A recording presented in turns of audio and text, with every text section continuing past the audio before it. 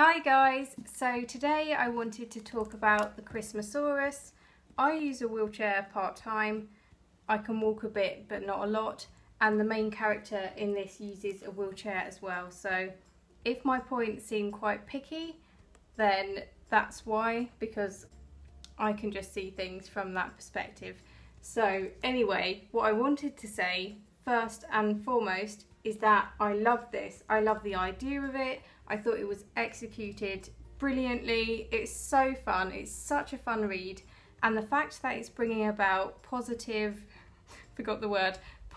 representation of disabled people is just amazing. And the fact that this was written in a way that's accessible to nearly all ages just makes it that much better.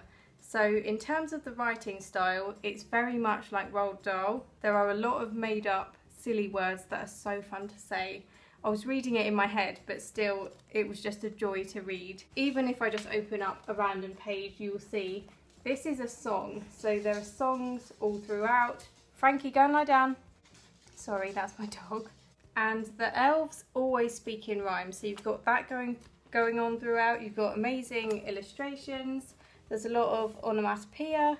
There's just everything in the writing. So the writing's really fun, but the plot and the storyline is complex enough that you can enjoy it if you're older.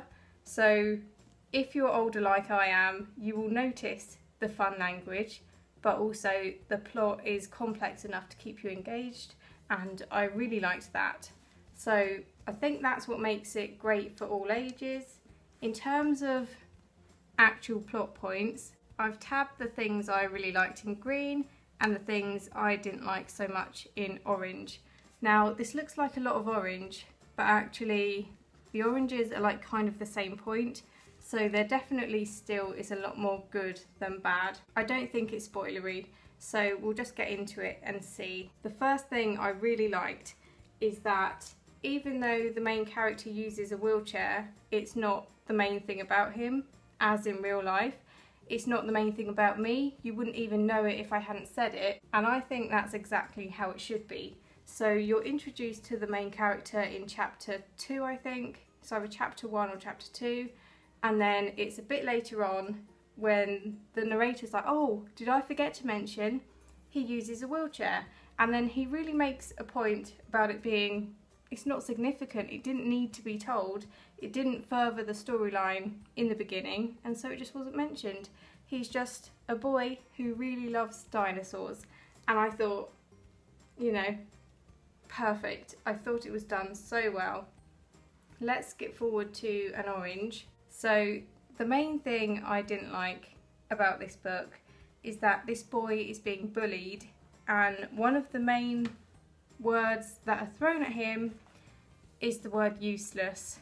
Now this is how I have felt a lot of the time, and I think it's one thing to be bullied, but I don't think they should have used a word which children might already feel, because it's like reinforcing that point. So if someone were to call me ugly, I wouldn't really care, but then if someone were to call me useless, which is how, it's not true, but it's how wheelchair users often feel, because we can't do a lot of the same things as other people, and it's horrible, but a lot of the time we do feel like a burden or useless.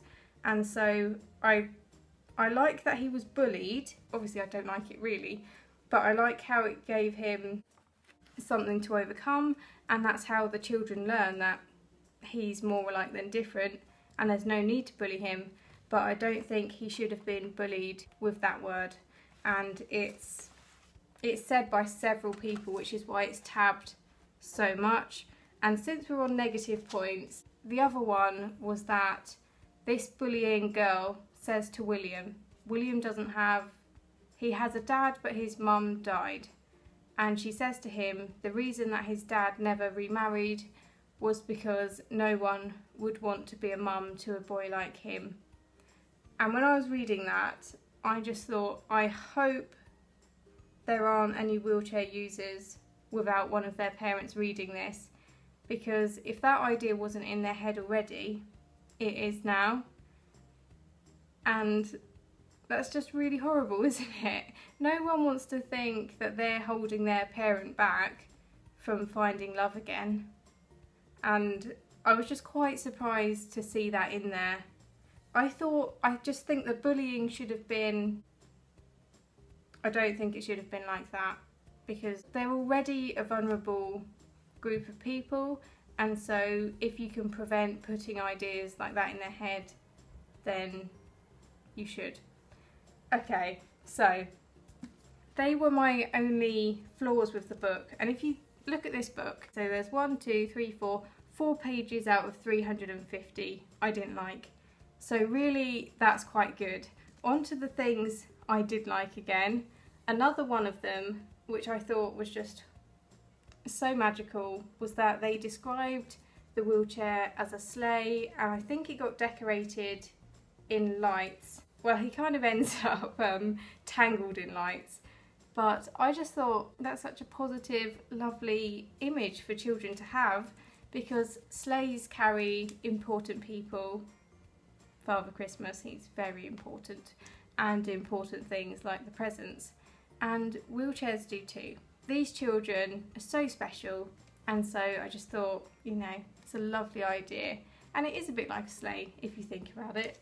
And the last thing I loved, which takes up the remainder of the green tabs, these are all excellent morals that the children or the reader learns when they read it. I won't tell you them all because I don't want to give anything away. You have to read it for yourself to find out. I know that a lot of my readers, your morals are kind of in line with mine, and so it won't be anything new to you, but I think it's just nice to have it reinforced, and it would be wonderful, especially if you have children, or if you're younger yourself, or if you're older. I just think this is excellent and everyone should read it. I did give it only 4.5 stars because those oranges are there, but overall I did really like it, and I think all of you would as well. So let me know if you picked this up or if you've read it already, and thanks for watching. Bye!